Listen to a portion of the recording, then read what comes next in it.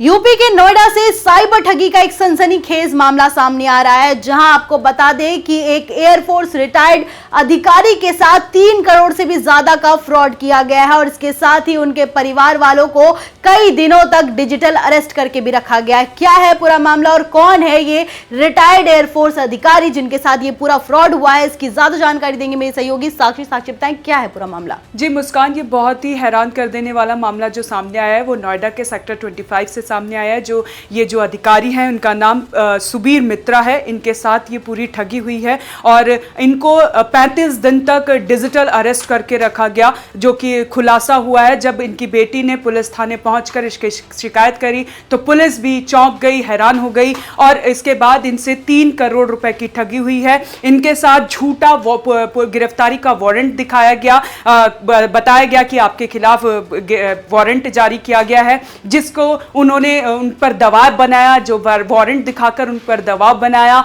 और झूठा पूरा केस उनसे मतलब कि पूरा जिला अधिकारी बनकर, फर्जी जिला अधिकारी बनकर भी उनसे बात की करवाई गई। पूरा इनकी जो पूरा गिरोह था वो एक के बाद एक उनसे बात करता था, रोज बात करता था और फिर उन्होंने ये भी बोला कि अगर आपको ये गिरफ्तारी का वारंट वापस करवाना है तो आपको इसके लिए 3 करोड़ रुपए देने होंगे। तो उन्होंने वो 3 करोड़ रुपए दे दिए, जिसके बाद जब वो उन्होंने उसको विश्वास दिलाया, पीड़ितक को विश्वास दिलाया कि ये 3 करोड़ रुपए वापस दे दिए जाएंगे, लेकिन मांगने के बावजूद भी वो पैसे वापस नहीं मिल रहे थे।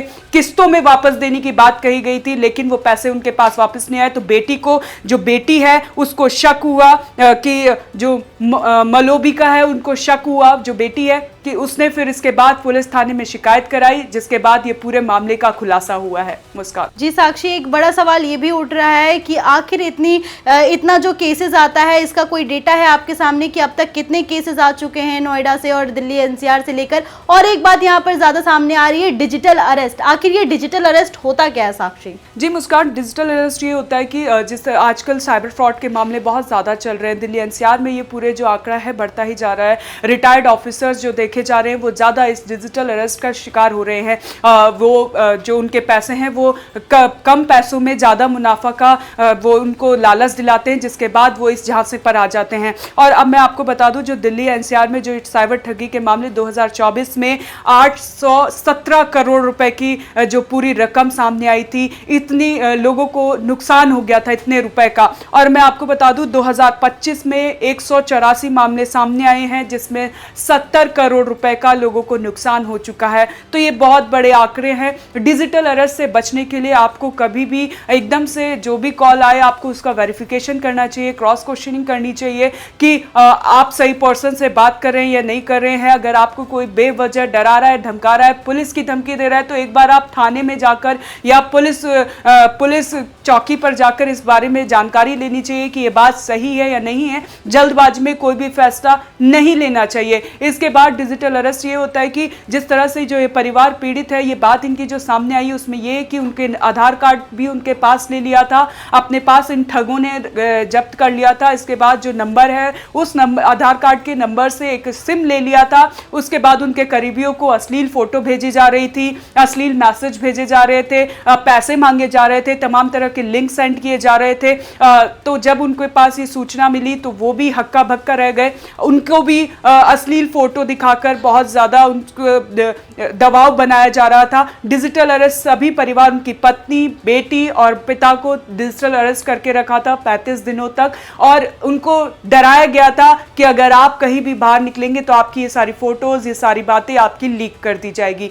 तो इस तरह से जो ये ठग है वो अरेस्ट करके रखते हैं और जिसके बाद जब पुलिस इन पर कार्रवाई करती है तो ये भागते भी नजर आते हैं। मुस्कान जी हाँ साक्षी, इस पूरे मामले में अब तक और क्या कार्रवाई हुई है नोएडा साइबर सेल की तरफ से? और इसके साथ ही साक्षी एक बड़ा गंभीर सवाल है कि एक जिनके साथ ये ठगी हुई है वो ऑलरेडी एयरफोर्स के अधिकारी रह चुके हैं, वो इतनी बड़ी लापरवाही कैसे कर सकते हैं? सूझबूझ उन्होंने क्यों नहीं अपना इस्तेमाल किया? लोग इतनी बड़ी लापरवाही कैसे कर सकते हैं कि आप 3 करोड़ कोई छोटा अमाउंट नहीं होता साक्षी कि 3 करोड़ आप यूं ही किसी को ट्रांसफर कर दें। जी मुस्कान, जो ये ठग होते हैं ये अपनी बातों में अपने जाल में इस तरह फंसाते हैं कि अच्छा खासा आदमी भी इसको नहीं पहचान पाता है।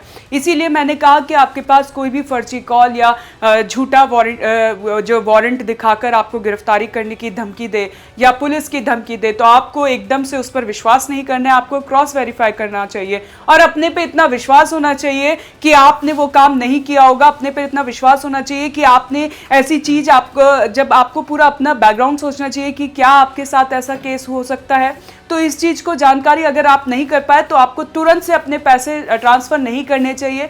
पुलिस अधिकारी वगैरह से आपको इस मामले की जांच करवानी चाहिए। आपके इलाके में साइबर सेल होता है, उससे आपको इस बारे में जानकारी लेनी चाहिए और अगर आपको पता चलता है कि आपके साथ साइबर फ्रॉड हो रहा है तो इसकी तुरंत जानकारी आपको साइबर सेल में जाकर देनी चाहिए। इस तरह से आप साइबर फ्रॉड से बच सकते हैं मुस्कान। और दिल्ली एनसीआर में तो ऐसे केसेस लगातार बढ़ते जा रहे हैं। अभी हमने देखा था कि किस तरह से फर्जी जो है वीजा बनाने का एक पूरा दफ्तर खोला हुआ था गाजियाबाद में। इस तरह से कई सारे मामले सामने आते हैं, तो ऐसे में आपको सतर्क रहना है, सावधान रहना है और सूझबूझकर काम लेना है। जी बहुत बहुत धन्यवाद साक्षी आपका। तो मैं बता दूं, एक सनसनीखेज साइबर ठगी का जो मामला सामने आ रहा है वो भी नोएडा से, जहां एक रिटायर्ड आर्मी अधिकारी के साथ 3 करोड़ से ज्यादा की ठगी कर ली गई है। इस खबर पर ज्यादा अपडेट के लिए बने रहें गली न्यूज के साथ। मिलते हैं अगली वीडियो में, तब तक के लिए धन्यवाद।